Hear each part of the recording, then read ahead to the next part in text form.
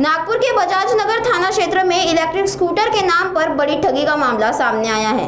दो आरोपियों ने सस्ते स्कूटर का लालच देकर 22 ग्राहकों से करीब 6,55,000 रुपए वसूल लिए।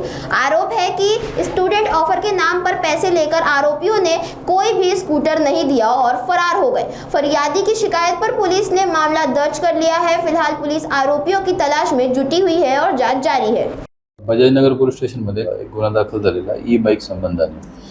यातले दोन आरोपी आहे गणेश पंजवानी आणि अनिल वच्छिला म्हणून, दोन्ही राहणार वर्ध्याचे आहे। यांनी इंस्टाग्रामवर एक स्टुडंटसाठी डिस्काउंटेड ई बाईक म्हणून 27,000ला आम्ही ई बाईक देतो म्हणून यांनी एक इंस्टाग्रामवर एक ॲड रील चालवला।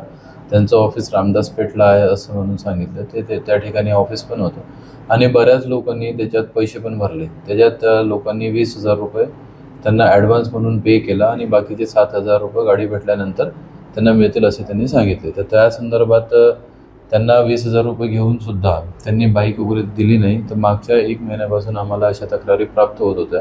त्यामध्ये जवळजवळ 32 बाईक बुक झालेल्या आहेत। एका जो फिर्यादी आहे, फिर्यादीने 9 बाईक बुक केलेल्या होत्या आणि इतर 22 लोकांनी बाईक बुक केलेल्या होत्या। अशा जवळजवळ 32 बाईक्स होत्या।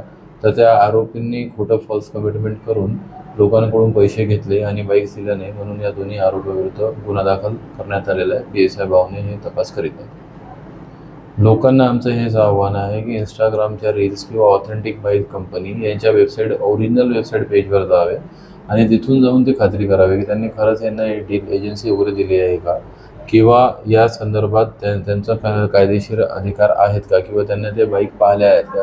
आणि जर तुम्ही 20,000 रुपये भरायला तयार असाल तर थोडेसे पैसे जास्त टाकून 27,000 लगेच भरून तुम्ही ते बाईक लगेच घ्यायला पाहिजे होती। कारण हे नवीन कंपनीज आहेत आणि बऱ्याचदा या नवीन कंपनीजचं गॅरंटी नसते। त्याच्यामुळे जुन्या कंपनीवर भरोसा करावा असं मला वाटते।